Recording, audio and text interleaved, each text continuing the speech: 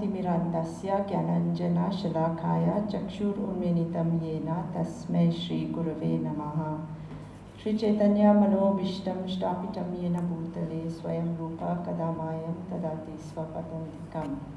हे कृष्णा करुणा सिन्धु दीनबन्धु जगत्पते गोपीश गोपिका कान्त राधाकान्त नमोस्तुते। तप्त कंचन गौरंगी राधे वृंदावनेश्वरी वृषभानुसुते देवी प्रणमामि हरिप्रिये। पंचकल्पातरुभ्यश्च कृपा सिन्धुभ्येव च पतितानां पावनेभ्यो वैष्णवेभ्यो नमो नमः।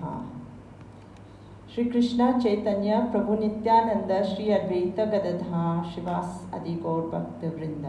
हरे कृष्ण कृष्ण कृष्ण हरे हरे, हरे Ram Ram Ram Hare Hare.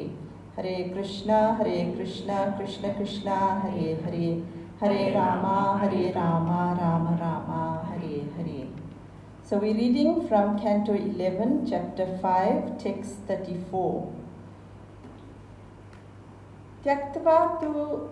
Tyaktva su dusyapa surepsita rajya lakshmin dharmastat arya vayasa yat agad aryanam mayamrigam dayitam ashritam anvadat atavad vande mahapurusha te charanarvindam. So the translation of that is, O Mahapurush, I worship your lotus feet. You gave up the association of the goddess of fortune and all of her opulence, which is most difficult to renounce and is hankered after by even the great demigods. Being the most faithful follower of the path of religion, you thus left for the forest in obedience to a Brahman's curse. Out of sheer mercifulness, you chased after the fallen conditioned souls, who were always in pursuit of the false enjoyment of illusion, and at the same time engaged in searching out your own desired object, Lord Shyamasundar.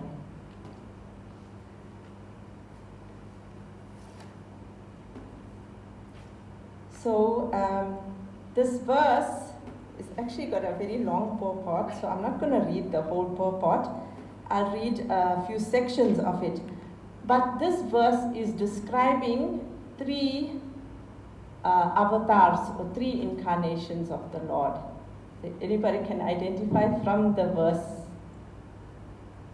It's actually describing Lord Krishna, Lord Chaitanya, and Lord Ram. Right? So let's just go through a little of each. According to the Vaisnava Acharyas, this important verse of the Srimad Bhagavatam is understood to describe Chaitanya Mahaprabhu, Lord Krishna, and also Lord Ramachandra.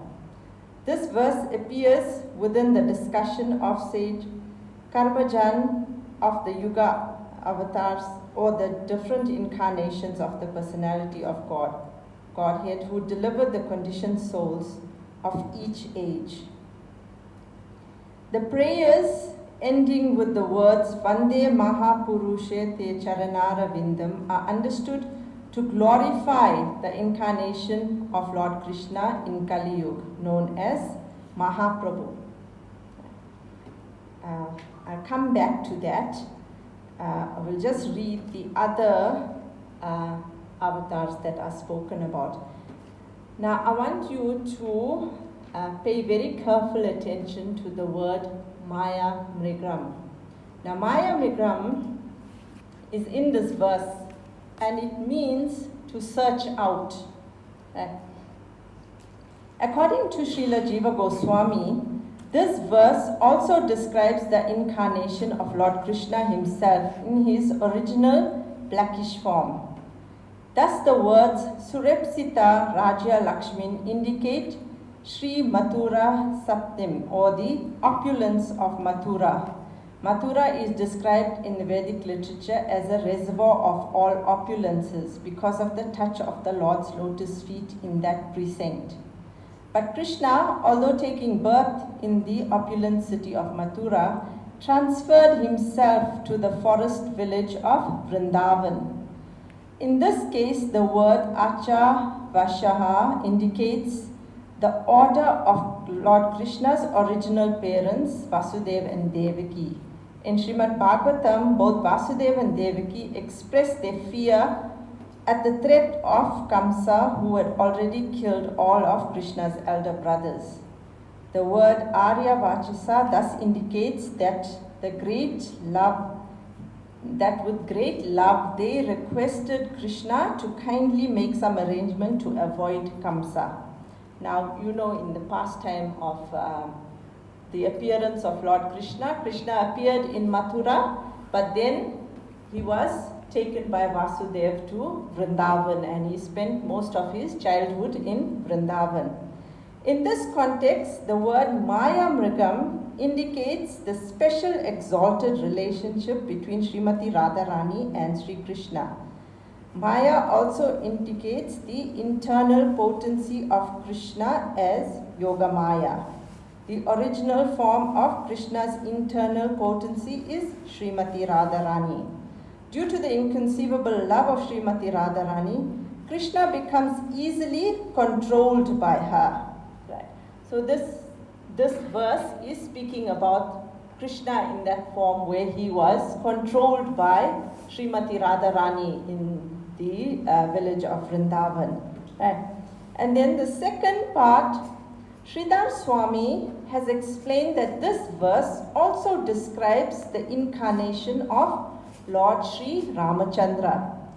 Although the Lord is completely independent and detached from everything, he becomes attached to his pure devotee due to their love for him. In the great capital of Ayodhya, all the citizens loved Ramachandra more than can be described. In this verse, Arya Vachasa means that by the order of his father. Remember that in the pastime of Lord Ramachandra, he was ordered by his father to go to the forest for 14 years.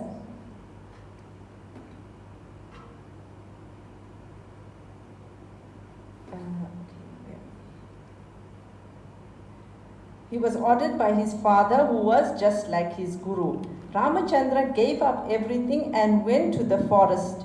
There he exhibited his great affection for Mother Sita and chased after Maya Mrigam, or the illusory deer that had been created by the trick of Ravana. This golden deer was especially desired by Srimati Sita Devi is indicated by the word Daya Ita Epsitam. So here Maya Mrigram, remember we said it was to search out, right? Here the Lord chased after this deer, right? So these are the two, Lord Krishna, Lord Ram. And now we come to Lord Chaitanya.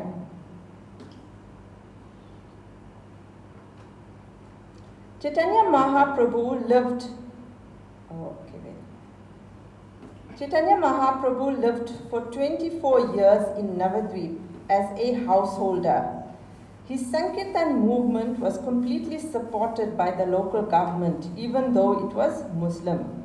And Chaitanya Mahaprabhu had the pleasure of marrying the goddess of fortune. No ordinary woman of the world, of the material world, no matter how gorgeous she may be, can in any way compare with the beautiful goddess of fortune. Everyone in this universe, including Lord Brahma, is searching after the goddess of fortune. Therefore, it is stated Surepsita. However, Chaitanya Mahaprabhu is Lord Krishna appearing as a Brahman, and therefore he is certainly Dharmastita, or the most religious. According to the Supreme Personality of Godhead, let me read that again. Actually, the Supreme Personality of Godhead is always Dharmastita.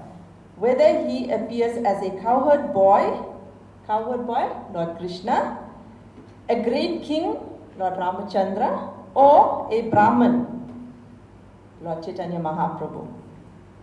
Because the Lord himself is the original source and personification of all religious principles. However, in the pastimes of Chaitanya Mahaprabhu, there were very few political and economic activities. Chaitanya Mahaprabhu appeared as a great philosopher Brahman, and thus he is certainly Dharmastita. Now, remember, this verse also speaks about the curse of a Brahman. I'm not going to read the entire pastime. It's just that once, when Lord Chaitanya was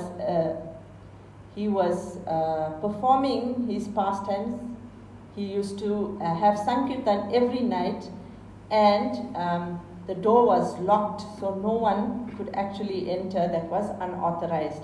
And there was this Brahman that wanted to enter, and because the door was locked, he couldn't enter, so he cursed Chaitanya Mahaprabhu that you will be bereft of all material opulence. Right? And then, therefore, Chaitanya Mahaprabhu took this curse as a blessing, and soon after, the Lord took sannyas. Thus, it is stated in this verse that by the words of the Aryan, the Brahman, Chaitanya Mahaprabhu took sannyas, and when traveling throughout the different forests of India on their way to Vrindavan and later South India, Chaitanya Mahaprabhu wanted especially to preserve the prestige of the Brahman class, and therefore he decided to keep the Brahman's curse intact. Sri Vishwanath Chakravarti Thakur has explained the word Maya Migam as follows. Maya means one's so-called wife, children, and bank account, which keep one firmly bound up in the material bodily concept of life. The word Migam refers to search out. Thus, Maya Migam indicates that the conditioned living entity who is always frantically searching for the latest up-to-date, minute sense gratification in the material bodily concept of society, friendship, and love. Anvadavat indicates that Chaitanya Mahaprabhu was always visibly going here and there, searching after the fallen conditioned souls. Chaitanya Mahaprabhu would sometimes embrace the conditioned souls on the pretext of religious friendship and ecstasy. But actually, the Lord was touching the bodies of the conditioned souls to pull them out of the ocean of material existence and hurl them into the ocean of ecstatic love of Godhead. Thus, Chaitanya Mahaprabhu was the most merciful and magnificent incarnation of the Lord, whose mercy surpassed the bounds of mundane description in the matter of caste, creed, and color. Corroborating the explanation of this verse, the followers of Chaitanya Mahaprabhu also worship him in his six-armed form as Satpuj. Two arms carry the water pot and danda, that is representing Chaitanya Mahaprabhu as a sannyasi. The flute, two arms carry the flute of Lord Krishna, and two arms carry the bow and arrow of Sri Ramachandra. This Satpuj form is the actual purport of this verse of Srimad Bhagavatam.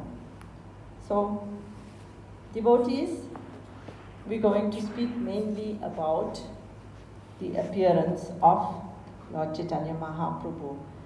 Now, I said to you, focus on the word Maya Mrigam. We see that in each of the different incarnations, the Lord is searching after this Maya Mrigam. In the Krishna Leela, Yoga Maya was this Maya Mrigam, and it was Srimati Radharani who Krishna was searching for in the entire forest of Vrindavan. In Ramachandra or in Ram Leela, it was the deer that Mother Sita had sent Lord Ram to search out. But in Lord Chaitanya's pastimes, this Maya Mrigam represents all of us. We are frantically searching for sense gratification, And the Lord wants to pull us out of that mood and bring us to the mood of God realization. So this is the most merciful incarnation of the Lord, where He picks us out of this hellish condition of material life and brings us to the platform of God realization. Now, Lord Chaitanya is the very, very merciful incarnation of the Lord. He comes in this form. It's a hidden form. And He comes in this form as a devotee, posing as a devotee to teach the people of this age to how to become God realized, the simplest way to become God realized and to go back home, back to Godhead. Now,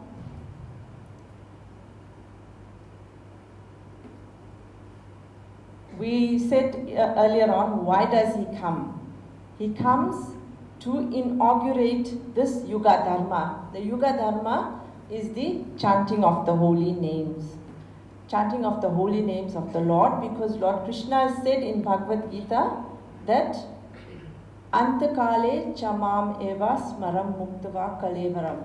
Only at the time of death, if you remember me, will you enter the spiritual world, or you will come to me.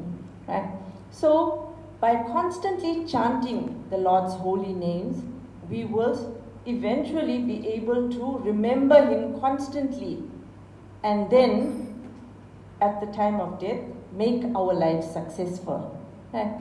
So now the Lord comes in every yuga. Now we understand this is Kali Yuga. This age is called Kali Yuga. Right? And prior to this was Dwapar Yuga, and then Treta Yuga, and then Sat Yuga. Now in each yuga the Lord comes. Right? But this is a very, very special Kali Yuga. Now, I will explain to you why it is so special and why we are so fortunate. In every other yuga, the Lord comes as Narayan, or His Narayan expansion. Right? So let me just explain this to you a little in detail. Right? Now we said there were 4 yugas. Now Kali Yuga is 432,000 years. Now Kali Yuga times 2 is 864,000 years, is the duration of Dwapar Yuga. That was when Krishna appeared. Right? And you add Kali Yuga times 3, 1.3 million years is Treta Yuga. And then you add another Kali Yuga to that, is be 1.6 million years is the duration of Satyuga. Right? So you have Kali, Treta, Dwapar and Satyuga. Now these 4 together make up what's called a Divya Yuga. Right? That's 4.6 million years. Now, a Divya Yuga times 994, right? So we got 4.6 million years times 994 now. It becomes very, very astronomical. The figures become very astronomical. That is equal to 12 hours of the day of Brahma. Right? That's about 4,320,000 years. Now, Brahma has a day and a night. And he lives like you have a day and a night, and then 30 days make 1 month, and then 1 year, and so forth. So Brahma like that lives for 100 years. But that 100 years is an astronomical figure in our solar years. Now, within that, within 1 day of Brahma, you have 14 Manus. Now, the Manus are the progenitors in the heavenly planets. And within one day, there are 14 Manus. In a lifetime, in a day of Brahma, there are 14 Manus, right? Now, we spoke about the length of the duration of one day of Brahma. Now, 14 Manus, in the middle, the 7th Manu is when Krishna comes in his original form as Swayam Bhagavan. Right? Now, prior to that, who comes? Remember, we said in every yuga, the Lord comes. But who comes? Is Lord Narayan. Lord Narayan comes to give the Yuga Dharma for that age. Right? Now, who is Lord Narayan and how different is he from Lord Krishna? Lord Krishna is the original Supreme Personality of Godhead. He expands, and his first expansion is Balaram. From that expansion, Balaram expands further into the Chaturvyuha known as Sankarshan, Pradyumna, Aniruddha and Vasudeva. That's the quadruple expansion. And then from that quadruple expansion, another Sankarshan expansion appears, another quadruple expansion, right, of Sankarshan, Pradyumna, Aniruddha and Vasudeva. So it's a second Chaturvyuha expansion. Now this is a little intricate, but I'm just telling you so you can understand how fortunate we are. Right? So the second Sankarshan then expands into Lord Narayan.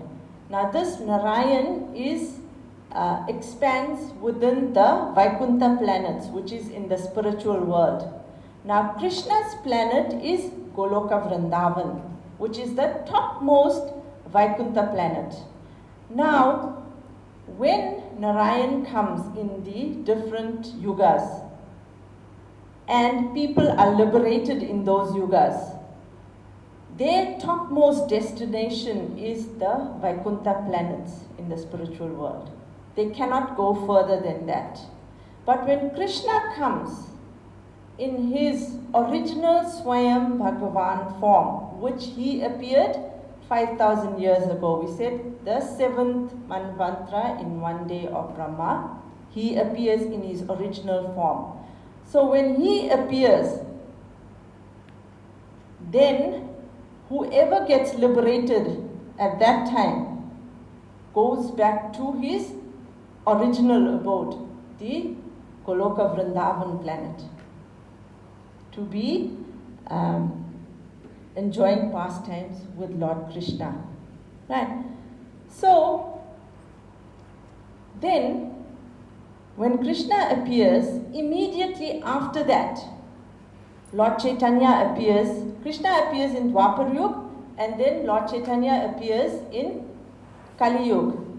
And this is the original Krishna now coming in the form of Chaitanya Mahaprabhu. So I'll tell you, let me just read to you from the Adi Leela of Chaitanya Charitamrita, what happened and how Krishna decides to come in this form as Lord Chaitanya Mahaprabhu. Now when Krishna 5,000 years ago, he left this planet, right? And then he's thinking to himself that I had all these pastimes in Vrindavan with all my devotees and all my associates, and I gave them an indication of what happens in Goloka Vrindavan. They've got an idea, all the living entities, whoever reads Srimad Bhagavatam, whoever reads Krishna book, whoever reads all the Puranas, they have an idea of what happens in Goloka Vrindavan. But there is no way for them now to enter those pastimes because Krishna has left. How else are they going to enter? He's taken all his associates. How are they going to?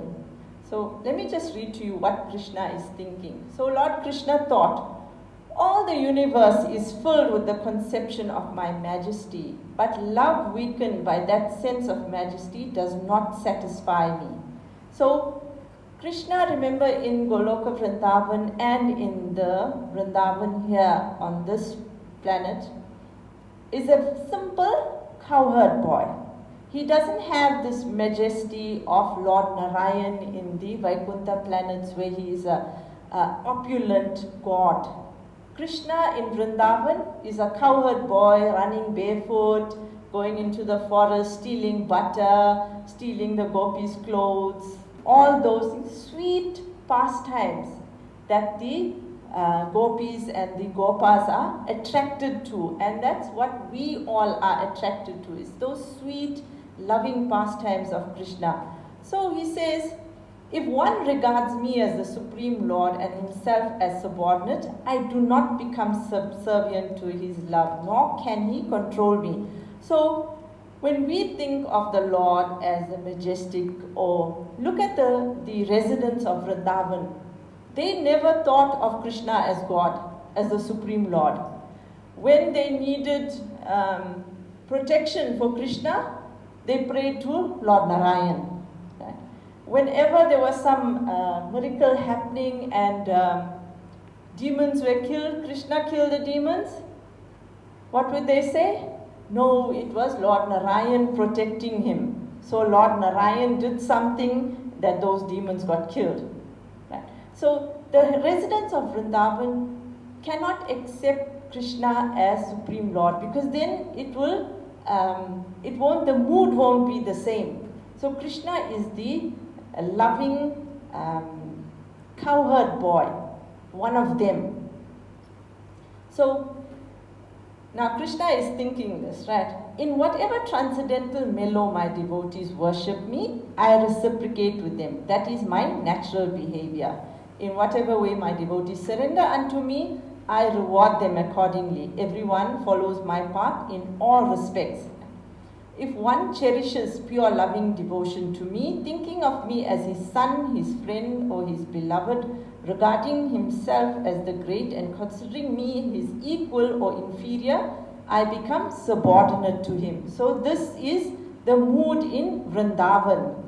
So there he's talking, or he's thinking about this mood now. Devotional service, sorry devotees, I just want to tell you which text this is from. It's from Adi Leela, chapter 4 of Chaitanya Charitamrita.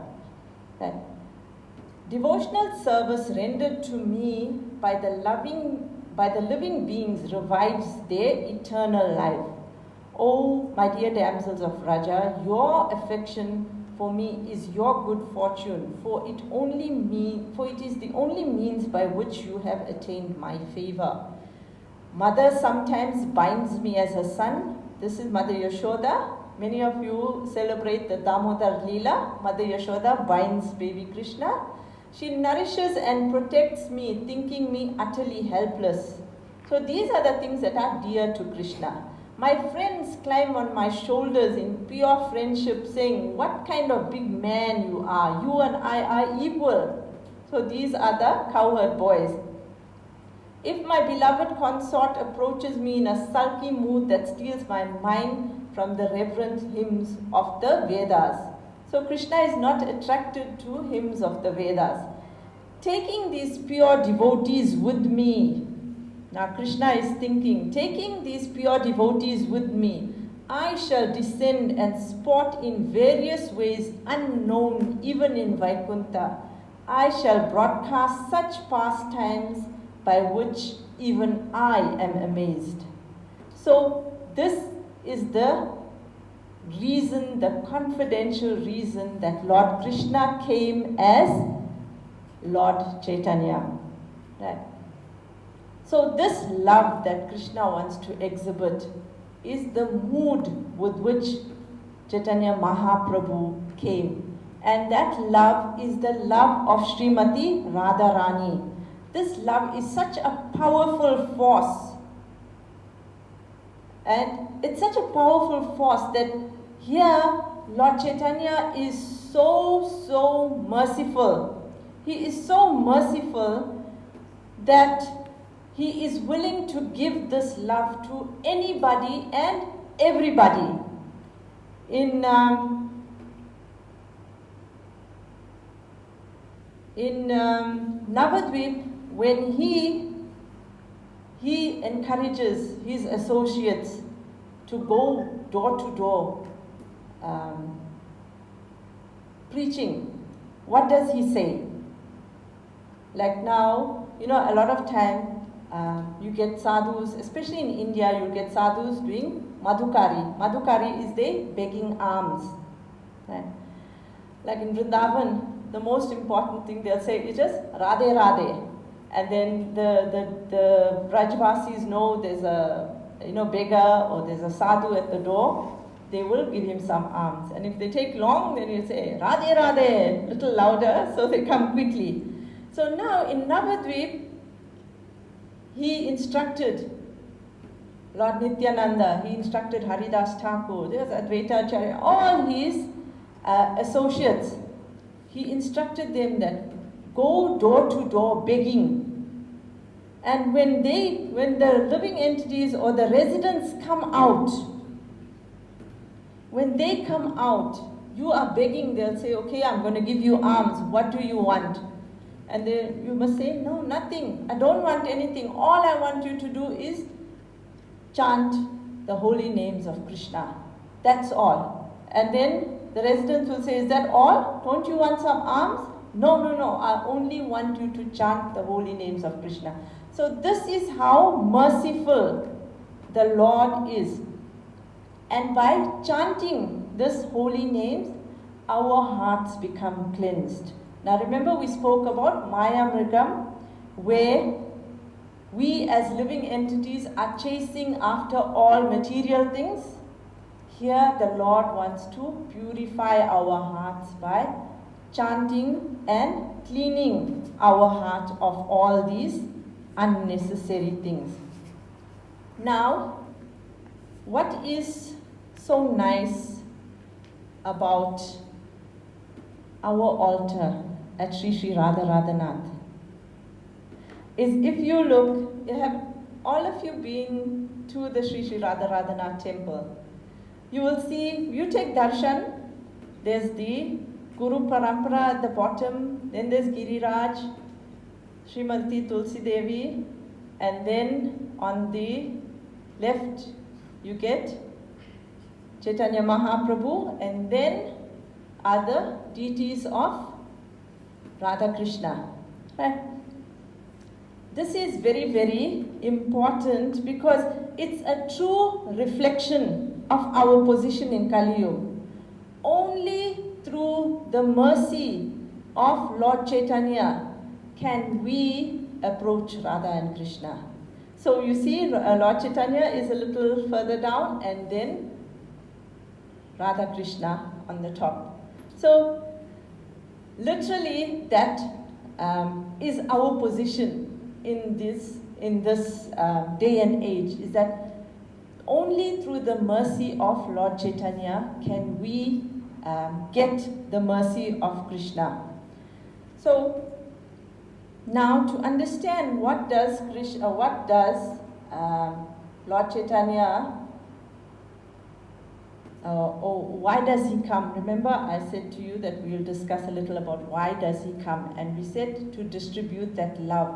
Now, in every yuga, the Lord appears and he inaugurates a different yuga dharma. Yuga dharma is the prayer or the religious practice for that age. Like in Satyug, it was meditation. In Dwapar Yuga, it was temple worship. Thank you, Prabhu. In Treta Yuga, anybody else? Fire sacrifice, yajna. And in Kali Yuga, it is chanting the holy names or Sankirtan. Because in Kali Yuga, everything has been so deteriorated. People's lifespan has deteriorated. Their memory has deteriorated. In Satyug, a person could meditate like Sage Valmiki. He was Ratnakar at one stage, and he meditated under the instruction of Narad Muni for 60,000 years. So they could live for that long in that age. And in this age, in Kali Yuga, our lifespan is shortened. It's only 100 years, and that's if we are lucky.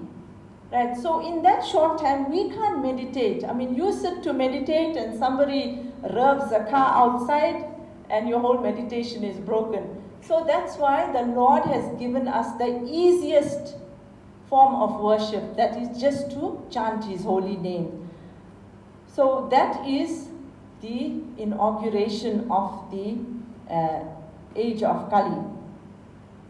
So now we look at how merciful is Lord Chaitanya Mahaprabhu. How merciful.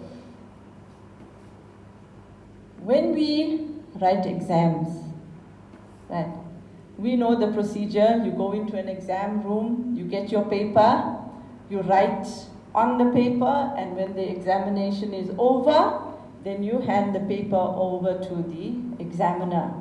Right? Now, the most important thing is what you write on that paper is going to help you to pass the exam.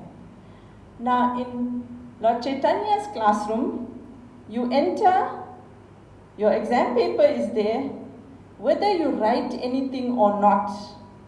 When the examination is over, you hand the paper, even if it's a blank paper, to your examiner. Lord Chaitanya will still pass you, because this is how merciful He is in this age. And remember, what is your destination? Not the Vaikuntha planets, going straight to Goloka Vrindavan.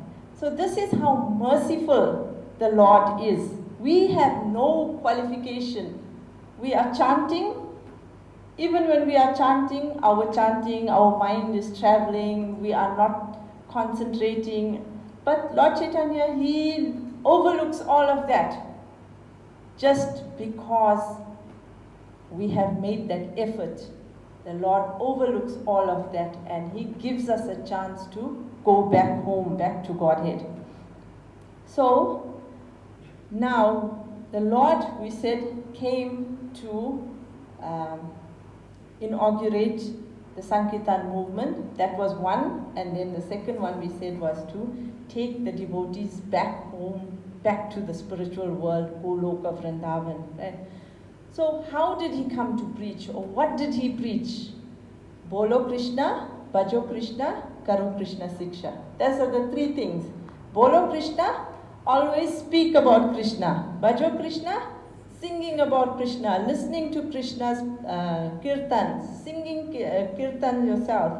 And Karo Krishna Siksha, learning. Siksha means learning. So learning about the pastimes of Lord Krishna and reciting those pastimes. So those are the three things He came to teach us. Bolo Krishna, Bhajo Krishna, Karo Krishna Siksha. And what happens when we do that? We get Nam Ruchi. Nam Ruchi is taste, and Nam is the holy name. Taste, to chant the holy name. And when you get taste to chant this holy name, then you will understand your original position. Jivera Swarup Hoy Krishner Nitya Das. We are original servants of Krishna. Jivera is the living entity, the Jiva Atma. Swarup is your original constitutional position, is Swarup in Sanskrit. Krishna, Lord Krishna, Nitya, eternal, Das, servant. So we are eternally servants of Lord Krishna. That's what we will understand. Right now, all of us thinks, somebody comes and tells you something, you're going to say, oh, who the hell is he to tell me that? What does he think of himself? Doesn't he know who I am? Those are our reactions in the material world, right? Because we are all in this material concept that I am this body. I am the Lord of this universe. This universe is for me. And unfortunately, the media doesn't make it any easier, because all they advertise is, you are special. You need to be treated well. You need to be... So they enhance this idea that we are, what are the words like? We are lords of ourselves. But actually, that is what's our biggest problem in this material world, and that is why we are here suffering in this material world in the first place, that we think we can be away from Krishna. But even though we think we can be away from Krishna, we are still totally dependent on Krishna. The three basic things that we need to survive: air, water, and earth. Earth, we get all our grains from. Air, without breathing for 5 minutes, we cannot survive. Water, a week, I think, or even less, I'm not sure, but without water, you cannot survive. So these three things are not manufactured in the most modern factories of this planet. Whichever factory you look at, they cannot manufacture any of these things. These are given to us for free by Krishna. We are totally dependent on Krishna. And as soon as we understand our constitutional position and we start engaging in service to Krishna, then you will understand how peaceful and happy your life becomes. Because it's just these basic things that we need to survive. And we have complicated our life. So, once you understand who you are, what your original constitutional position is. Sorry, Mataji, how long do I have? It's 7:30. 5 minutes, Mataji. 5 minutes. But there's still okay. questions. There's questions still. All right. So once you understand who you are, then you will want to engage in seva, devotional service, serving the Lord and serving all the Vaishnavas. And then after that, you will become an instrument of compassion, where you will not want to see other living entities suffering. You will want them to then become as happy as you. And this is all through chanting the holy names of the Lord. Now, I picked out a few childhood pastimes of the Lord. Since we said it was Gaura Purnima, very quickly, right? Lord Chaitanya, his pastimes, when you read them in the Chaitanya Bhagavat, in the Chaitanya Charitamrita, they are very, very similar to the pastimes of Lord Krishna. Now, I'll tell you 2 or 3 pastimes. Within the house of Lord Chaitanya's parents were Jagannath Mishra and Sachi Mata. And when Lord Chaitanya appeared, he appeared on a full moon night, but it was an eclipse. Now, eclipse, in India especially, because an eclipse is very inauspicious, all the people take to chanting of the holy names of the Lord. So on the night of the eclipse, when everybody was chanting the holy names of the Lord appeared, right? And he was known as Nimai because he appeared under a Nimai tree. Now, once, as Nimai was growing up, while he was growing up in his house, whenever he used to be running around, his father, Jagannath Mishra, and mother, and all the attendants who were there, they used to always hear ankle bells. But this child wasn't wearing any ankle bells. He was just running around. Then they used to see, as his foot, as he leaves footprints, they used to see auspicious marks on those footprints. Now, the scriptures, it's indicated that when there's auspicious marks, then it's a very, very exalted personality or the Supreme Lord. And depending on the marks, it will tell you which personality it is. And there too, even like the residents of Vrindavan, even here Jagannath Mishra, he used to see those marks, but he'd never think that my son is the Supreme Lord. He used to think, oh, I've got a Shaligram Shila, and I think the Shaligram Shila takes a walk at night or something and is making these marks. Then there's one very sweet pastime where a Brahmin came once to their house, and this Brahmin wanted to offer, cook some food and offer it to his deity of the Lord, of Lord Krishna. And Jagannath Mishra bought all the bhoga for this Brahmin to cook, and so they left him to cook. Now this Brahmin cooked, and he started offering to the deity. And as soon as he started offering, baby Nimai came and he started eating all this prasad.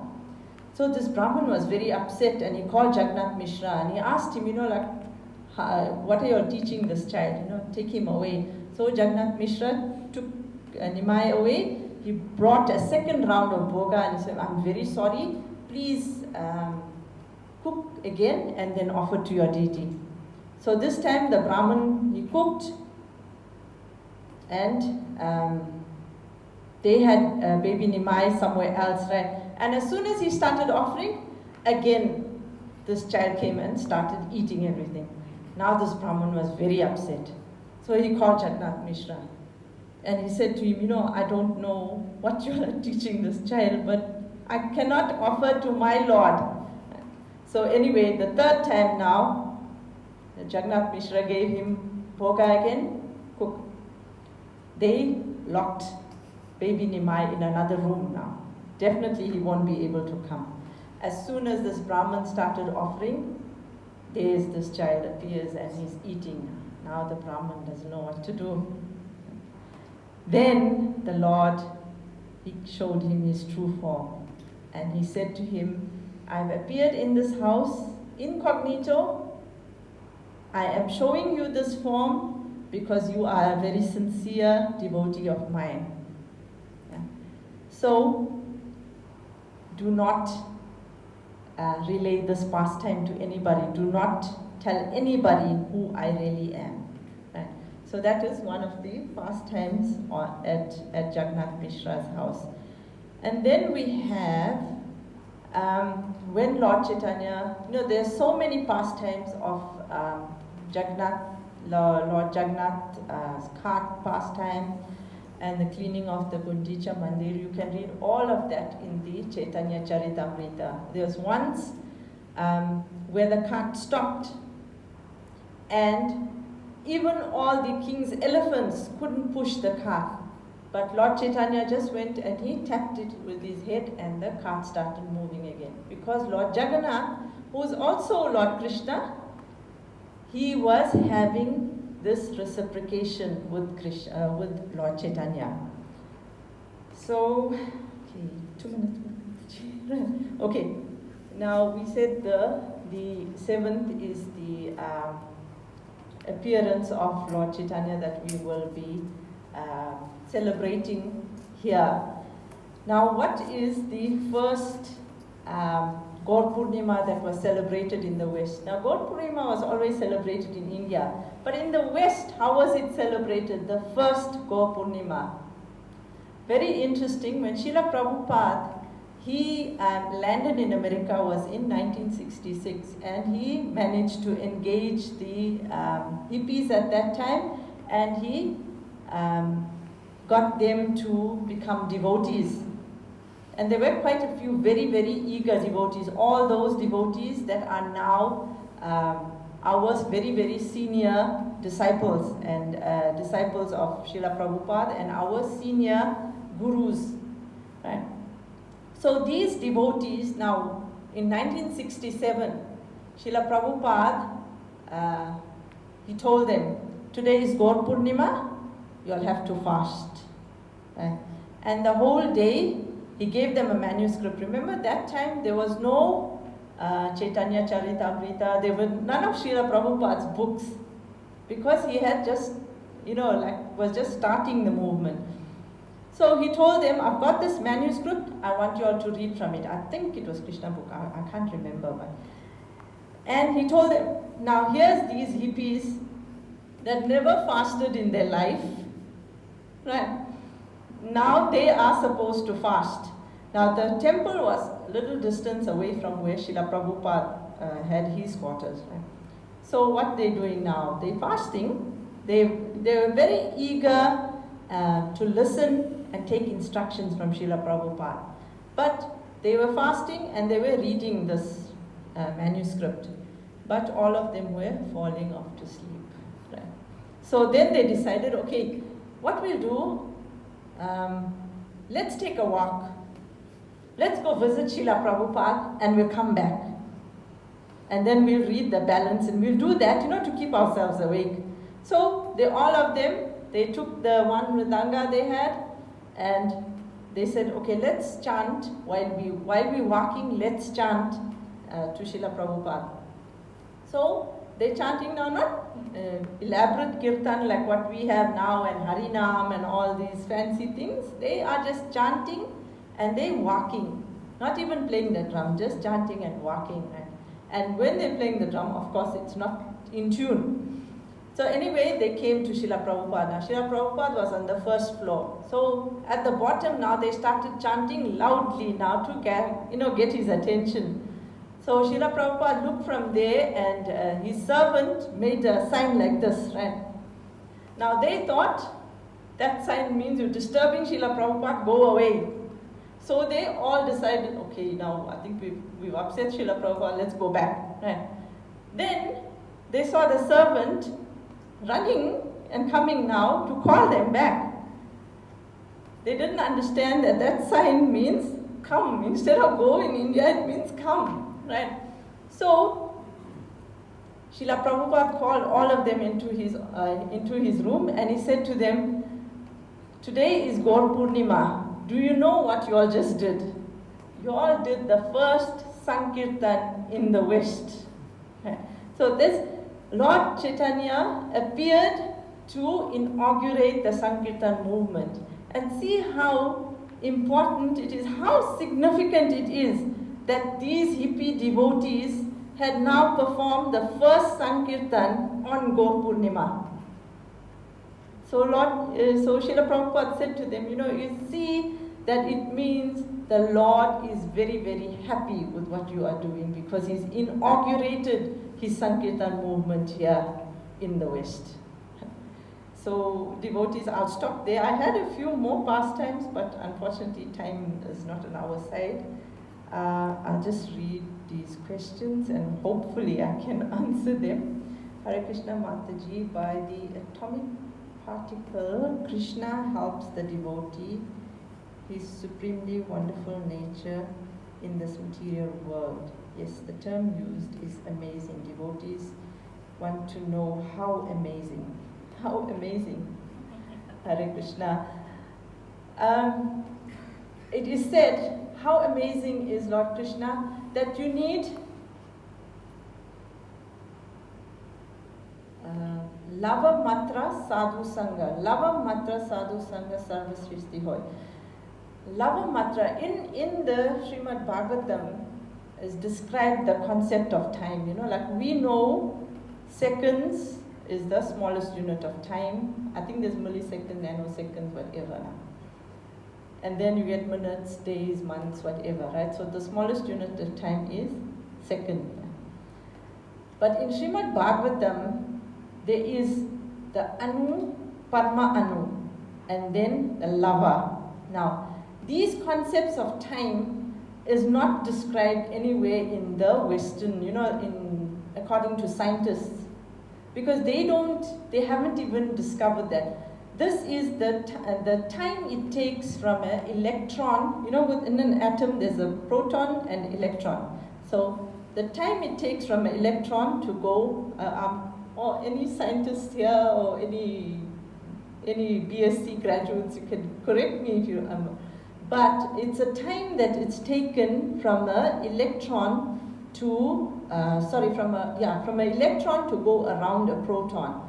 It's called, I think it's a Paramaanu.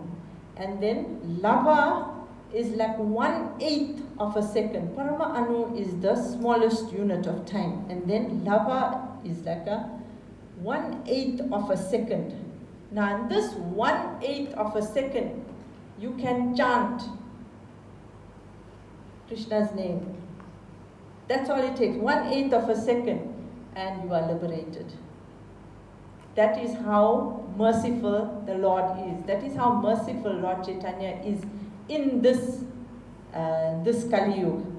That he opens a storehouse, he gives everything. Whatever condition you are in, whatever type of person you are in, whether you are the lowest of the lowest, he is willing to accept you.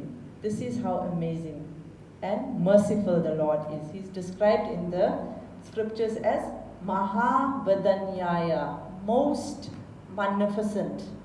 He is the most merciful incarnation of the Lord. Why? Because he comes in the mood of Srimati Radharani. Radharani is the female counterpart of Krishna.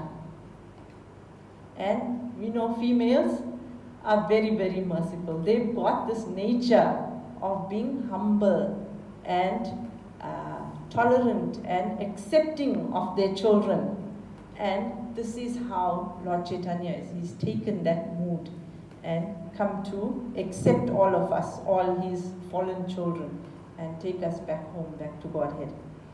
Hare Krishna Mataji, I was once asked, if Jesus Christ was the Son of God, then why did he encourage his disciples to drink wine and eat fish? Please explain. Okay, this is a tricky question because it's been asked a few times. You see, in that era, or in that where Jesus preached, he preached to shepherds and fishermen and those kind of people. Now they weren't very educated. They weren't very educated, so he couldn't give them high philosophy and high knowledge. He could bring them to that level which they are able to understand. Now, and in many instances, it's described that it wasn't wine that he actually promoted. It was grape juice, because grapes were the fruit in that season, in that area. So it was grape juice. Now we know that from grape juice to wine is a lengthy fermenting process. Now in that era that Jesus preached, there was no fermenting process, believe me. The fermenting process happened recently, I would say about 200-300 years ago. So he encouraged grape juice, which is not wine, right? But the fish, because that was their natural food at that time. But we see that even Jesus himself he was a vegetarian. He did not partake in this fish and wine. If you look at the pastime of the Last Supper, he had bread. So I don't really know, the actual background of the fish, but I'm assuming it's because it was their natural food at that time.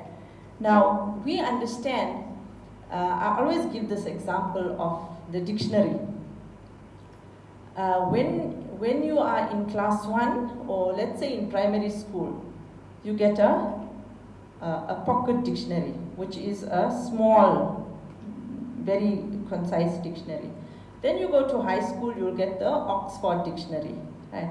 And then when you go to university, you'll get an encyclopedia, or you'll get a thesaurus.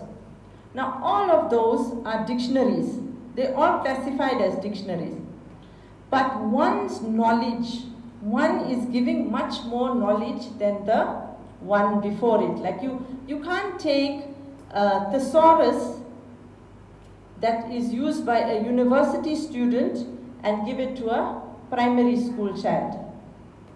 It wouldn't, even though it's a dictionary, even though he will get information from it, but he wouldn't be able to relate to it because it is on a much higher level. Now, you see in our scriptures, especially in our Srimad Bhagavatam, Bhagavad Gita, all the Puranas, the 18 Puranas, the 180 Upanishads, the Vedas, there is no such instruction as thou shalt not kill or thou shalt not, all those that are mentioned in the scriptures in the Bible. Because it's taken for granted that you've reached this level now, you're not doing those things. You've reached this level, you understand that I shouldn't be doing those things. Those are meant for people on a lower level. Right? Now, even if you look in the Vedas, meat eating is recommended. But what's it recommended for? Tribal people that have not come to this advanced level. So for them, a pocket dictionary is fine. You can't give them a thesaurus. So in the same way, even though Jesus might have recommended eating of fish, I cannot, because I'm not very familiar with that pastime, but I think it was because of the staple food in that area at that time. But we have come out of that. Now in the Vedanta Sutra, it's Atato Brahma Jigyasa. Now is the time to inquire about self-realization. Because, what? As a human, you have intellect, you have intelligence, you can distinguish right from wrong. You can distinguish that eating fish is not the right thing to do. You can distinguish that. So we use our intellect and we eat what is recommended for us. And that is sattvic food, vegetarian food, and all the vegetarian dishes that you have. And if you are having vegetarian food, you know that you cannot get bored. There's so much of variety. So there's no need to even worry about fish and meat or anything like that. I hope I've answered your question. Yeah, no, I think Jesus wanted them to have more intelligence, get more omega. I'm not sure. Hare Krishna. If you look at the Bible, the whole story, Yes. you find that Jesus preached people with so barbaric. Yes. Yes. As you said, the lifestyle for that time, fishermen, whatever. Now, if you start preaching to people, if you experience, like even Paramatma asked me the other day, I told him, look, your style of preaching is not the same for everybody. You meet somebody, you ask them what's the name, you get a little bit of the background, then you already know where they are. Yes. Yes. So you preach So according to. you preach from just it. like that. He saw a lot of wrong, but you can't teach somebody swimming, put them in the deep end. You have to teach them in the shallow water first. Yes. So he gave instructions for that time and moment. He couldn't go too deep because you could see what they did to him in there. That's it, Prabhu. I was exactly thinking about that as well. That Yeah. was too much. Right? And the number of people that were in his favor was too small. Yes. They couldn't save him. That's it. No, that's so true. That's so true. Yeah, and it's even it applies also to all of us. When you are talking to somebody, the most important thing is to gauge where they are, and then you speak to them from that level. Because if somebody is very, very conditioned, and all of a sudden you say no meat eating or something like that, it just upsets them. So we have to gauge, in what way a person is and speak to them and then bring them up from that level. Are there any more questions? Also, if you put somebody in the deep end too quick, they get frightened and run away. They don't want to see you again. Exactly. They see you there, they want to start preaching. That is why Lord Chaitanya, Bolo Krishna, Bhajo Krishna, Karo Krishna Siksha. Just sing the holy names of Krishna. That's all. Hare Krishna. Thank